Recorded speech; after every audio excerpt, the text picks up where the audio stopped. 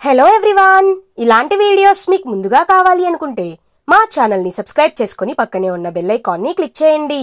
Upcoming రివ్యూలోకి వెళ్ళిపోదాం.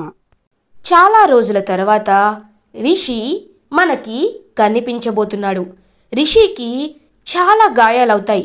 ఎవరో ఒక ఓల్డ్ ఏజ్ కపుల్ ఒక ఓల్డ్ ఏజ్ వాళ్ళు రిషిని కాపాడతారు. రిషి కోసం ఇంకా ఆయుర్వేదం మూలికలనైతే తయారు చేస్తూ ఉంటారు. రిషి అప్పుడే స్పృహ వస్తుంది. రిషికి వస్తారా అని కళ్ళు తెరుస్తాడు. రిషి ఒక్కసారిగా ఆ ముసలి వాళ్ళిద్దరూ రిషి దగ్గరికి వస్తారు. బాబు బాబు కనబడుతున్నామా బాబు అని చెప్పి ఇంకా ఇద్దరు రిషిని పైకి లేపుతారు. రిషి వస్తారా వస్తారా వస్తారా అని కలవరిస్తూ ఉంటాడు. రిషి బాబు నీ పేరేంటి, నువ్వు ఎక్కడ ఉంటావు, వసుధారా ఎవరు అని అడుగుతారు. ఇంకా ఆ పెద్ద ఆయన రిషి మాత్రం వసుధారా వసుధారా అనే కలవరిస్తూ ఉంటాడు. ఏంటయ్యా ఈ బాబు వసుధారా అనే ఒక్క పేరు తప్ప ఇంకా ఏమీ చెప్పటం లేదు అని అంటుంది ఆ పెద్దావిడ. నాకు అదే అర్థం కావట్లేదే, ఒక్క నిమిషం. బాబు నీ పేరేంటి బాబు అని అడుగుతారు. నా పేరు అని చెప్పి ఇంకా ఆలోచనలో పడతాడు రిషి. పోనీ నువ్వు ఎక్కడుంటావు బాబు అని అడుగుతారు ఆ పెద్ద ఆయన. నేను అది అని ఆలోచిస్తూ ఉంటాడు రిషి. అంటే ఇక్కడ మనకి అర్థమయ్యే విషయం ఏంటంటే రిషి తన గతాన్ని మర్చిపోతాడు.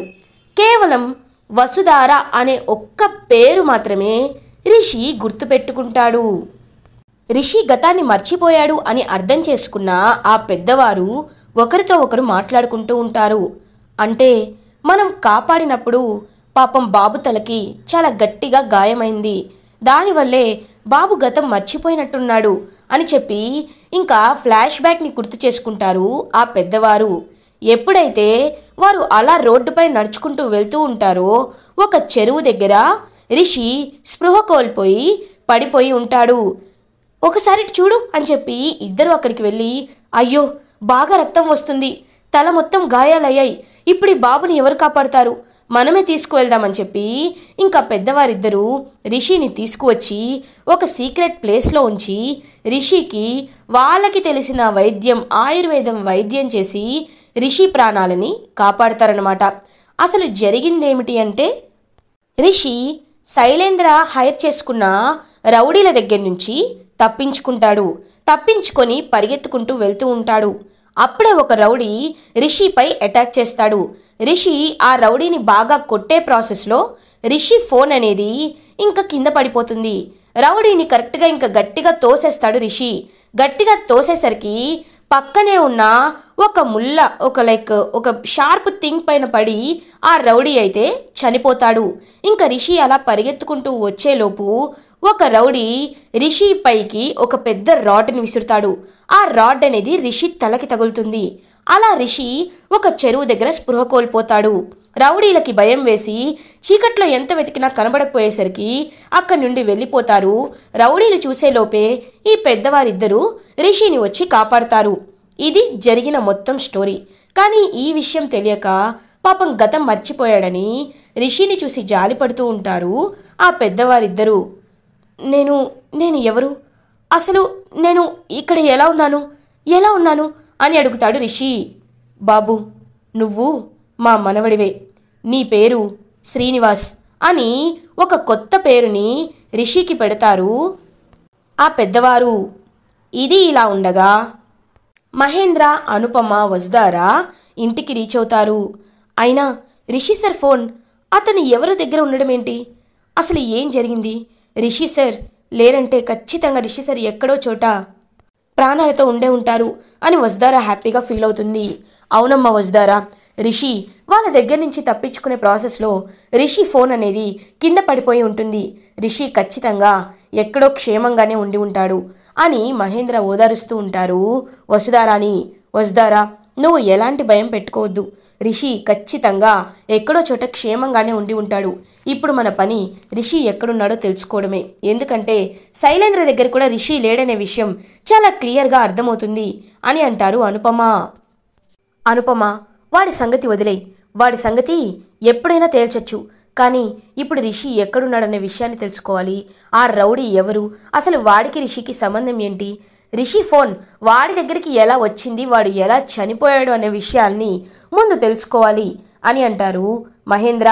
అప్పుడే అక్కడికి వచ్చిన న్యూ క్యారెక్టర్ రుద్ర అయితే, సార్ ఆ విషయం నాకు వదిలేండి సార్, ఎందుకంటే నాకు ఈ సిటీలో ఉన్న రౌడీలు, గూండాలు, డబ్బులు తీసుకొని మనుషుల ప్రాణాలే తీసేవాళ్ళు నాకు బాగా తెలుసు. వీడిని కూడా ఎక్కడ చూసినట్టే నాకు అనిపిస్తుంది. నేను ఎంక్వైరీ చేసి అసలు వీడు ఎవరి బ్యాచ్, వీడు ఏంటి అనేది కనుక్కుంటాను సార్ అని అంటారు ఆ న్యూ క్యారెక్టర్ రుద్ర. మీకు శ్రమ అని అంటాడు మహేంద్ర.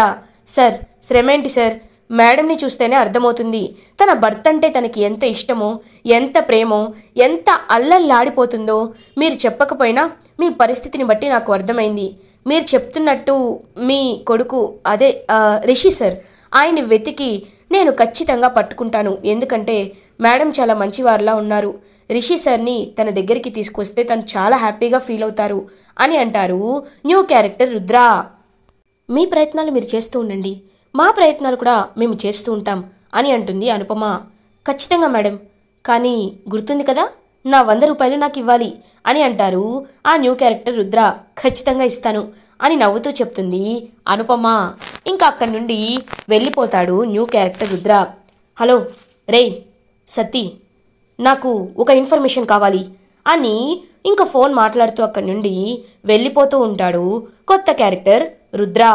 ఇది ఇలా ఉండగా రిషి అప్పుడే ఇంకా మేలుకొని ఆ పెద్దవాళ్ళు ఇచ్చిన క్లోత్స్ అయితే వేసుకుంటాడు.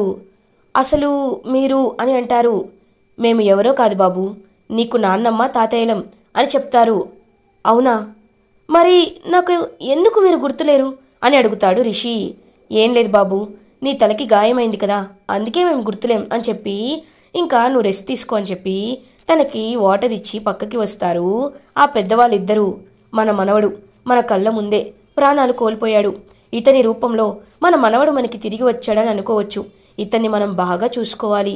ఆ వసుధార అమ్మ ఎవరో కనుక్కోవాలి. తను కలవరిస్తున్నాడు వసుధార అని, తను ఎవరో మనం తెలుసుకోవాలి అని చెప్పి ఇంకా పెద్దవాళ్ళిద్దరూ డిసైడ్ అవుతారు. కానీ రిషికి కళ్ళు మూసుకుంటే వసుధారనే గుర్తుకు వస్తూ ఉంటుంది. ఇంకా వసుధారతో తను గడిపిన జ్ఞాపకాలు, మెమొరీస్ అవన్నీ ఇంకా గుర్తొస్తూ ఉంటాయి రిషికి. ఇంకా రిషి ఎవరు తను, నాకెందుకు తను గుర్తుకు వస్తుంది, అసలు ఎవరిని నేను గుర్తు చేసుకుంటున్నాను అని ఇంకా అలా ఆలోచిస్తూ ఉంటాడు రిషి.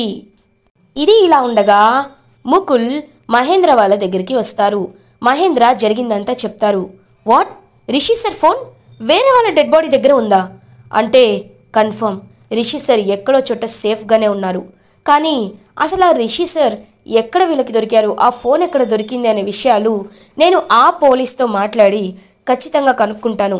రిషి సార్ని త్వరలోనే నేను వెతికి పట్టుకుంటాను అని చెప్పి ఇంకా ముక్కులైతే ఎక్కడ రిషి సార్ ఫోన్ దొరికింది అని తెలుసుకోవడానికి ఆ పోలీస్ స్టేషన్కి బయలుదేరుతారు. అప్పుడే పోలీస్, సార్ మీరు ఇక్కడికి వచ్చారేంటి అని అడుగుతారు. ఒక ఇన్ఫర్మేషన్ కావాలి. మార్నింగ్ ఒక కేసు వచ్చింది కదా, డెడ్ బాడీ దగ్గర ఫోన్ దొరికింది అని చెప్పి వాళ్ళ వైఫ్ వాళ్ళు కూడా వచ్చి బాడీని ఐడెంటిఫై చేశారు అని అంటారు ముకుల్. అవును సార్, మార్నింగే ఆ కేసుని క్లోజ్ చేశాం. ఇతనికి సంబంధించిన ఏ ఆధారంలో ఒక్కటి కూడా లేదు. ఆ ఫోన్ నుండి ఫోన్ చేస్తే వాళ్ళేమో బాడీ అతనిది కాదు అని చెప్పారు అని అంటాడు ఆ పోలీస్. మీకు ఈ ఫోన్ ఎక్కడ దొరికింది, అసలు ఈ డెడ్ బాడీ గురించి మీకు ఇన్ఫర్మేషన్ ఎవరిచ్చారో మాకు చెప్తారా అని అడుగుతారు. చెప్తాం సార్, ఒక చెరువు దగ్గరే ఈ డెడ్ బాడీ పడి ఉంది. ఆ చుట్టుపక్కల ఉంటున్న వాళ్ళు ఏదో అనుమానాస్పదమైన అరుపులు వినపడ్డాయని చెప్పారు. అందుకే మేము వెళ్ళి చూసేసరికి ఇక్కడ డెడ్ బాడీ కనబడింది. డెడ్ బాడీ పక్కనే ఈ ఫోన్ కూడా కనబడింది. అందుకే మేము ఈ రెండింటినే మెయిన్ ఎవిడెన్స్గా కన్సిడర్ చేశాం అని అంటారు ఎస్ఐ. ఓకే, థ్యాంక్ యూ అని ఇంకా చెరువు దగ్గరికి బయలుదేరతాడు ముకుల్. ఇది ఇలా ఉండగా శైలేంద్ర అటు ఇటు తిరుగుతూ ఆలోచిస్తూ ఉంటారు. అయినా ఆ వసుధార ఎలా తప్పించుకుంది, ఎలా అని చెప్పి ఆలోచిస్తూ ఉంటాడనమాట శైలేంద్ర. అప్పుడే శైలేంద్ర బాల్కనీలోకి వచ్చి చూస్తాడు. అక్కడ ఎవరైతే శైలేంద్రతో ఫోన్లో మాట్లాడాడో ఆ రౌడీ కనబడతాడు. ఒక్కసారిగా శైలేంద్ర షాక్ అయిపోతాడు. ఏంటి వీడిక్కడికి వచ్చాడు అని వెంటనే కిందకి గబగబా వెళ్తాడు శైలేంద్ర.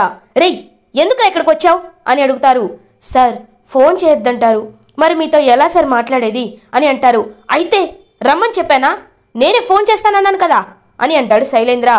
ఇది అర్జెంట్ విషయం సార్, అందుకే మీతో డైరెక్ట్గా కలిసే మాట్లాడదామని వచ్చాను అని అంటాడు ఆ రౌడీ. ఏంట్రా అది అని అడుగుతాడు శైలేంద్ర. సార్ మేము ఎంత వెతికినా వాడు కనబడలేదు సార్, వాడిని ఎంతగానో వెతికాం, వాడిక్కడ ఎక్కడా లేడు సార్. అదే కాకుండా మన రౌడీ ఒకడు చనిపోయాడు సార్ అని చెప్తాడు ఆ రౌడీ. ఒక్కసారిగా శైలేంద్ర షాక్ అయిపోతాడు. ఏంటి, ఎక్కడ వెతికినా ఆ రిషి కనబడలేదా అని అడుగుతాడు శైలేంద్ర. లేదు సార్, కనబడలేదు, మేం బాగా వెతికాం, కానీ ఎక్కడ అతను లేడు. బహుశా అతను దగ్గరలో ఉన్న వెహికల్ ఏదైనా ఎక్కి వేరే ఊరికైనా రాష్ట్రానికైనా వెళ్ళిపోయి ఉండాలి, లేకపోతే అతను చచ్చిపోయి ఉండాలి సార్.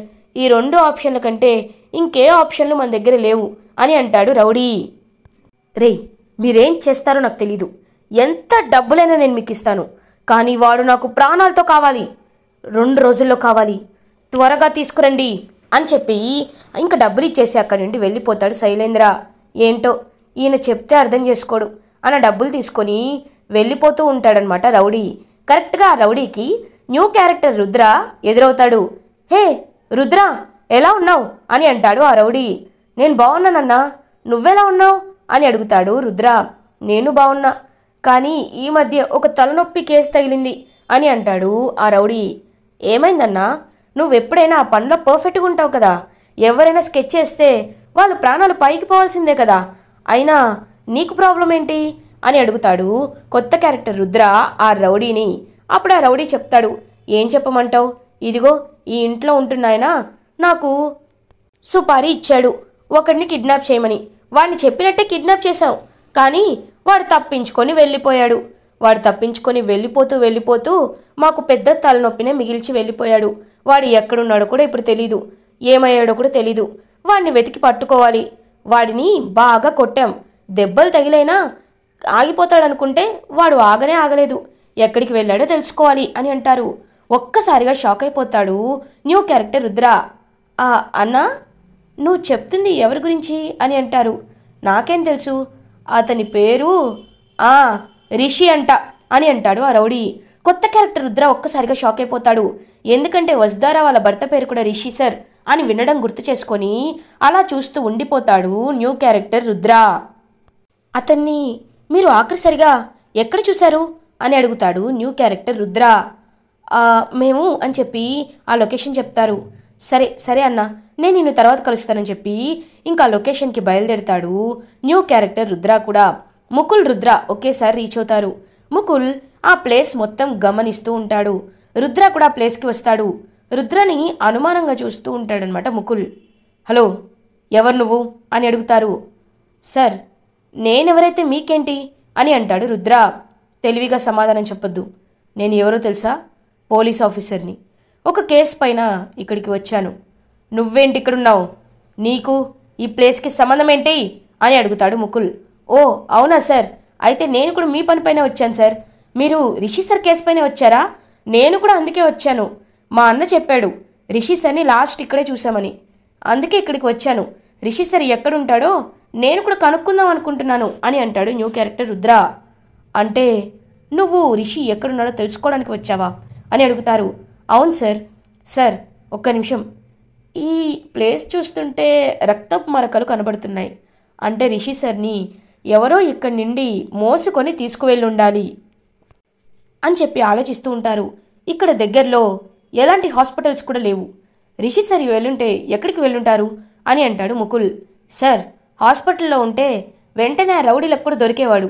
మా అన్నకు కూడా దొరకలేదంటే అతను ఏదో ఒక ఇంట్లో ఉండి ఉండాలి అని చెప్పి ఇంకా చుట్టుపక్కల ఇంట్లోకి మామూలుగా వెళ్తాడనమాట ఇంటికి న్యూ క్యారెక్టర్ రుద్ర. అమ్మా, ఇక్కడ ఎవరైనా వైద్యులు ఉన్నారా? దెబ్బ తగిలింది అందుకే అని చెప్పి ఇంకా కావాలని అడుగుతూ ఉంటాడు రుద్ర.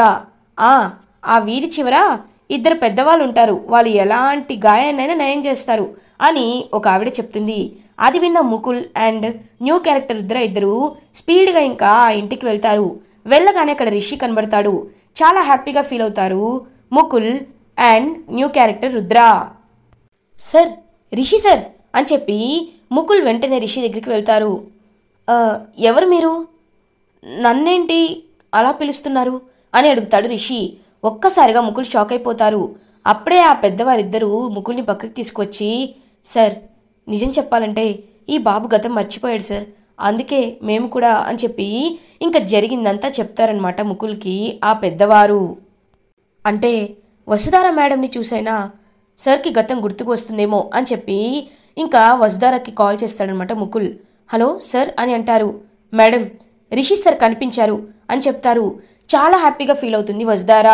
మీరు ఇక్కడికి రావాలి మేడం, ఒక చిన్న ప్రాబ్లం అని కాల్ కట్ చేస్తాడు. ఇంకా ముకుల్ పెట్టిన లొకేషన్కి మహేంద్ర, అనుపమ, వసుధార ముగ్గురు ఇంకా బయలుదేరుతారు. అలా ఇంకా ముగ్గురు వెళ్ళేసరికి రిషి అక్కడ వాళ్ళ వైపు చూస్తూ ఉంటాడు. మహేంద్ర ఒక్కసారిగా చాలా హ్యాపీగా ఫీల్ అయ్యి వెళ్ళి రిషిని హక్ చేసుకుంటారు. నాన్న రిషి అని హక్ చేసుకుంటారు. ఎవరు మీరు అని అడుగుతాడు రిషి. ఒక్కసారిగా షాక్ అయిపోతారు వసుధార, మహేంద్ర. సార్ నేను సార్ వసుధారాని అని అంటుంది వసుధార. వసుధార అని ఒక్కసారిగా పైకి లేచి ఇంకా వసుధార వైపు చూస్తూ ఉంటాడు రిషి. రిషికి గతం గుర్తుకు వస్తుందా లేదా, వసుధార రిషికి మళ్ళీ తన మెమరీని ఎలా తిరిగి తీసుకురాగలదు అనే క్వశ్చన్స్కి ఆన్సర్ తెలియాలన్నా ఫర్దర్ ఎపిసోడ్ రివ్యూస్ ముందు మీకు కావాలి అనుకుంటే మా ఛానల్ని సబ్స్క్రైబ్ చేసుకోండి. Thanks for watching.